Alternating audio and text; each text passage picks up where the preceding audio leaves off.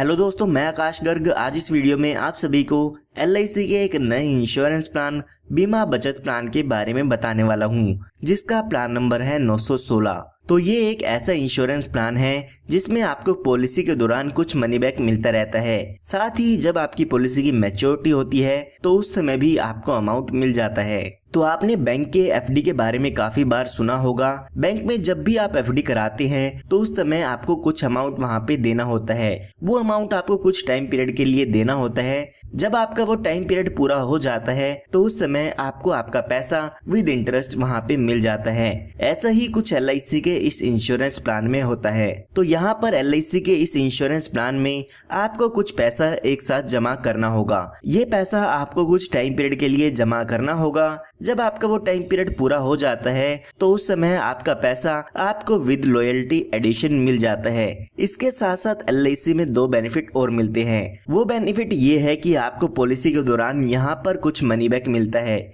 यानी कि पॉलिसी के बीच में ही कुछ ना कुछ अमाउंट आपको मिलता रहता है। इसी के साथ साथ यहाँ पर आपको इंश्योरेंस कवर भी मिल जाता है। बैंक की FD की बात करें तो वहाँ पर इंश्योरेंस कवर आपको नहीं मिलता है, लेकिन LIC की इस पॉलिसी में आपको FD के साथ साथ इंश्योरेंस कवर का बेनिफिट भी मिल जाता है। तो आइए सबसे पहले जान लेते हैं कौन कौन इस इंश्योरेंस पॉलिसी को ले सकते हैं। उसके बाद हम जानेंगे कि इसमें आपको कितना प्रीमियम पे करना होगा, कितनी मैच्योरिटी होगी और क्या क्या डेथ बेनिफिट मिल जाते हैं। तो यहाँ पर सबसे पहले बात आती है मिनिमम एज की, यानी कि कम से कम कितनी उम्र के व्यक्ति इस इंश्योरेंस पॉलिसी को ले सकते हैं। तो वो एज यहाँ पे दी गई है 15 साल की, यानी कि अगर आपकी उम्र 15 साल या 15 साल से ज्यादा की है तो आप इस इंश्योरेंस पॉलिसी को ले सकते हैं। उसके बाद बात आती है मैक्सिमम एज की, यानी कि ज्यादा से ज्यादा कितनी उम्र तक के व्यक्ति इस इंश्योरेंस पॉलिसी को ले सकते हैं। तो वो एज यहाँ पे दी गई है 50 साल की, यानी कि 15 साल के बच्चे से लेके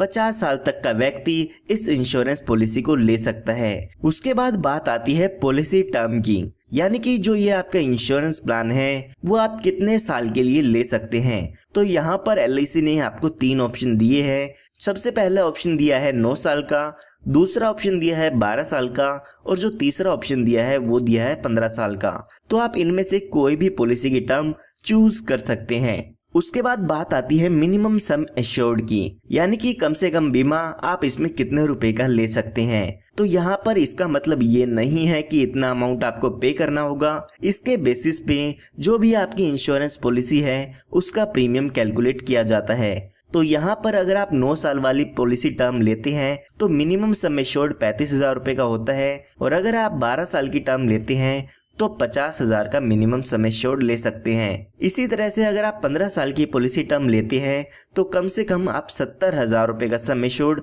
इसमें ले सकते हैं। उसके बाद अगर हम बात करें मैक्सिमम सम एश्योर्ड की, तो मैक्सिमम सम एश्योर्ड के लिए यहाँ पर कोई भी लिमिट नहीं है। ये आपकी इनकम पे डिपेंड करता है कि आपकी इनकम प्रूफ के अकॉर्डिंग मैक्सिमम इंश्योरेंस आप यहाँ पे कितना ले सकते हैं। तो आइए अब एक एग्जांपल लेके समझते हैं कि ये पूरा इंश्योरेंस प्लान कैसे काम करता है।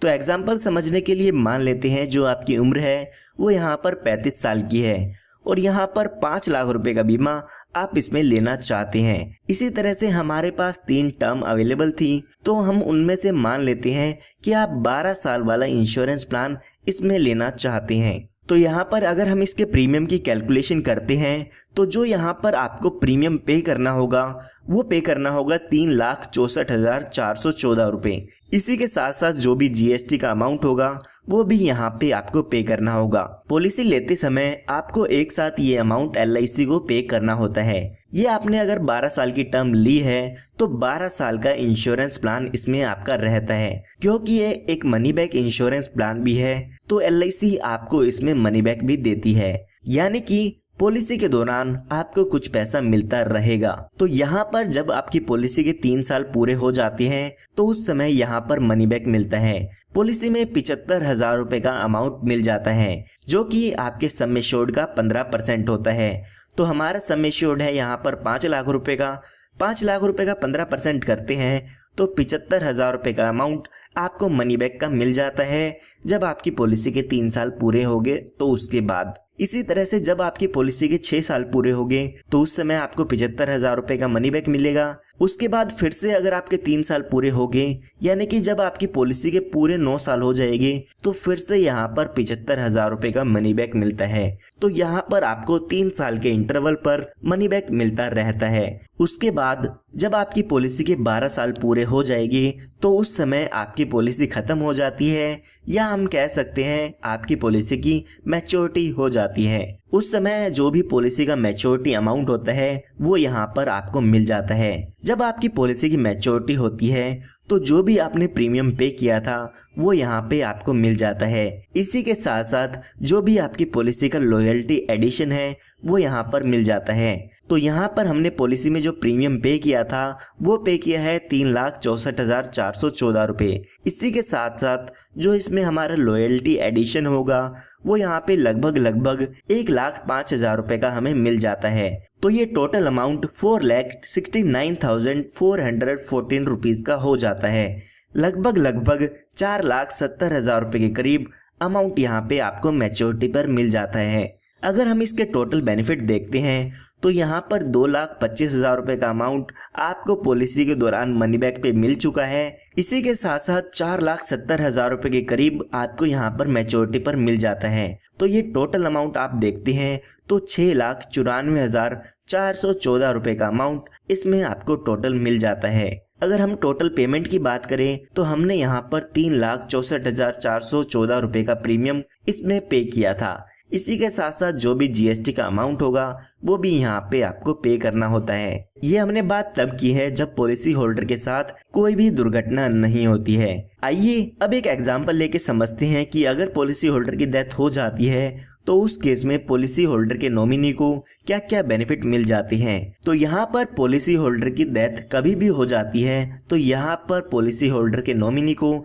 डेथ बेनिफिट्स मिलते हैं। अगर पॉलिसी होल्डर की डेथ पॉलिसी की शुरुआती 5 साल में हुई है तो पॉलिसी होल्डर के नॉमिनी को आपकी पॉलिसी का सम एश्योर्ड का अमाउंट मिलता है, यानी कि जितने रुपए का भी बीमा आपने लिया है वो अमाउंट यहाँ पे मिल जाता है। और अगर पॉलिसी होल्डर की डेथ 5 साल के बाद हुई है तो यहाँ पर आपकी पॉलिसी का सम एश्योर्ड और जो भी लॉयल्टी एडिशन है वो आपके पॉलिसी होल्डर के नॉमिनी को मिल जाता है। तो यहाँ पर हम समझने के लिए मान लेते हैं कि पॉलिसी होल्डर की डेथ 38 साल की उम्र में हो जाती है, तो उस केस में जो डेथ बेनिफिट होगा वो यहाँ पे 5 लाख रुपए का होने वाला है, क्योंकि 5 लाख रुपए का जो भी आपका सम एश्योर्ड है वो यहाँ पे मिलता है। अगर यहाँ पे पॉलिसी होल्डर की डेथ 40 साल की उम्र में होती है तो आपका जो सम एश्योर्ड का अमाउंट है वो तो मिलेगा ही मिलेगा, साथ में जो भी लॉयल्टी एडिशन होगा वो यहाँ पे आपके नॉमिनी को मिल जाता है। जितने ज़्यादा साल आपकी पॉलिसी चलती है उतना ज़्यादा ही लॉयल्टी एडिशनल यहाँ पे आपको मिल जाता है। तो यहाँ पर लगभग 43,750 रुपये का लॉयल्टी एडिशन मिलेगा। तो ये आप टोटल देखते हैं तो 5,43,750 रुपये का डेथ बेनिफिट आपके नॉमिनी को मिल जाता है। ये डेथ बेनिफिट जब आपके पॉलिसी के नॉमिनी को मिल जाता है उसके बाद आपकी पॉलिसी खत्म हो जाती है, ना ही उसमें आपको कोई प्रीमियम की पेमेंट करनी होगी और ना ही उसमें आपको कोई पैसा मिलेगा। जब भी पॉलिसी होल्डर की डेथ होती है तभी आपकी पॉलिसी यहाँ पर खत्म हो जाती है। उसके बाद आप अपनी पॉलिसी में कुछ एडिशनल बेनिफिट भी ले सकते हैं जिसके लिए आपको कुछ एक्स्ट्रा प्रीमियम देना होगा। तो यहाँ पर आप अपनी पॉलिसी में टर्म राइडर ले सकते हैं। अगर पॉलिसी होल्डर की नॉर्मल डेथ होती है तो इस केस में आपको LIC 5 लाख रुपए का एक्स्ट्रा अमाउंट देती है, यानी कि 4,43,750 रुपए का अमाउंट तो मिलेगा ही मिलेगा, साथ में 5 लाख रुपए आपको टर्म राइडर के और मिल जाते हैं। इसी तरह से यहाँ पर आप दूसरा एक टर्म राइडर जो कि है accidental death and disability benefit rider, वो भी आप अपनी पॉलिसी में ऐड करा सकते हैं। अगर पॉलिसी होल्डर की डेथ एक्सीडेंट के कारण होती है तो LIC यहाँ पर आपको एडिशनल 5 लाख रुपए का अमाउंट देती है, यानी कि जो बेनिफिट हमने देखे हैं वो तो मिलेगा ही मिलेंगे, साथ में एक्सीडेंटल डेथ बेनिफिट राइडर के 5 लाख रुपए भी आपको मिल जाते हैं। तो अगर आप इन बेनिफिट्स को अपनी पॉलिसी में ऐड कराना चाहते हैं तो एक्स्ट्रा प्रीमियम देके इन बेनिफिट्स को ऐड करा सकते हैं। इसके साथ साथ LIC यहाँ पर आपको एक ऑप्शन देती है, वो है सेटलमेंट ऑप्शन। यहाँ पर LIC आपको कहती है कि जो भी आपको एक साथ पैसा मिलना है, चाहे पॉलिसी की मैच्योरिटी पर या पॉलिसी होल्डर की डेथ होने पर, जो भी आपको उस समय एक साथ पैसा मिलना है, उस पैसे को आप हमसे इंस्टॉलमेंट में ले सकते हैं, यानी कि उस पैसे को किस्तों में ले सकते हैं। LIC जो भी आपको इंस्टॉलमेंट में पैसा देगी उस पर आपको इंटरेस्ट भी देती है। LIC यहाँ पर कहती है कि जो भी आपको मैच्योरिटी पर पैसा मिलना है, आप उस पैसे को 5, 10 या 15 साल की किस्तों में ले सकते हैं। अगर आप इनको किस्तों में लेना चाहते हैं तो पॉलिसी खत्म होने से 3 महीने पहले आपको LIC को बताना होगा कि आप इस पैसे को इंस्टॉलमेंट में लेना चाहते हैं। इसी तरह से जो भी पॉलिसी के डेथ बेनिफिट्स होते हैं उनको भी आप इंस्टॉलमेंट में ले सकते हैं। पॉलिसी होल्डर को पॉलिसी के दौरान बताना होगा कि उसकी डेथ होने के बाद ये जो अमाउंट होगा वो उसके नॉमिनी को इंस्टॉलमेंट में मिले या एक साथ मिले। तो अगर आप इस पॉलिसी के बेनिफिट को अपनी पॉलिसी में लेना चाहते हैं तो आप ले सकते हैं। LIC यहाँ पर उसके बाद आपको कुछ एडिशनल बेनिफिट भी देती है। यहाँ पर LIC ने आपको कुछ एडिशनल राइडर दिए हैं जो कि आप एक्स्ट्रा प्रीमियम पे करके ले सकते हैं। तो जैसे कि मैंने आपको बताया, आप अपनी पॉलिसी में accidental death and disability benefit rider ले सकते हैं। आप इनको एक्स्ट्रा प्रीमियम देके अपनी पॉलिसी में ऐड करा सकते हैं। इसी के साथ साथ LIC यहाँ पर आपको लोन की फैसिलिटी भी देती है। आप अपनी पॉलिसी के शुरू होने के 1 साल बाद अपनी पॉलिसी पर लोन ले सकते हैं। जो भी लोन का अमाउंट होगा उस पर आपको LIC को इंटरेस्ट भी देना होता है। जो भी इंटरेस्ट होगा उस समय वो इंटरेस्ट रेट आपको LIC को यहाँ पर आपके लोन के अमाउंट पर पे करना होगा। उसके बाद यहाँ पर आपको सरेंडर की फैसिलिटी भी मिल जाती है। कई बार ऐसा होता है कि आप अपनी पॉलिसी को बंद कराना चाहते हैं तो LIC में आप अपनी पॉलिसी को सरेंडर भी करा सकते हैं। अगर आप पॉलिसी के पहले ही साल में अपनी पॉलिसी को बंद कराना चाहते हैं तो उस समय जो भी आपने सिंगल प्रीमियम पे किया है उसका 75% आपको आपके सरेंडर वैल्यू में मिल जाता है। इसी तरह से अगर आप दूसरे साल या दूसरे साल के बाद अपनी पॉलिसी को सरेंडर कराते हैं तो आपके सिंगल प्रीमियम का 90% तक का अमाउंट आपको मिल जाता है, और उसमें से अगर आपको कोई मनी बैक मिल चुका है तो वो अमाउंट यहाँ पे लेस कर दिया जाता है। इसी के साथ साथ यहाँ पे LIC की तरफ से आपको टैक्स बेनिफिट भी मिल जाते हैं। तो जो भी इनकम टैक्स की रिटर्न फाइल करते हैं वो इसमें प्रीमियम की डिडक्शन ले सकते हैं। जो भी इनकम टैक्स रूल्स होंगे उसके हिसाब से आप इसके प्रीमियम की डिडक्शन ले सकते हैं। उसके बाद बात करते हैं मैच्योरिटी की। तो यहाँ पर जो भी आपकी पॉलिसी पर मैच्योरिटी अमाउंट मिलता है वो यहाँ पर टैक्सेबल होता है। उस पर आपको इनकम टैक्स के हिसाब से आपको टैक्स देना होगा। उसके बाद बात आती है डेथ क्लेम की। तो यहाँ पर डेथ क्लेम पर आपको कोई भी टैक्स नहीं देना होगा। इनकम टैक्स के 1010D में आपको यहाँ पे एग्जम्प्ट कर दिया गया है। आपको डेथ क्लेम के पैसे पर कोई भी टैक्स नहीं देना होगा। तो यहाँ पर हमने बात कर ली है LIC के प्लान बीमा बचत प्लान नंबर 916 की। इसी के साथ साथ आप पॉलिसी टर्म 9 साल की और पॉलिसी टर्म 15 साल के बारे में भी जानना चाहते हैं कि उसका एग्जाम्पल कैसे होगा, तो आप कमेंट में बता सकते हैं।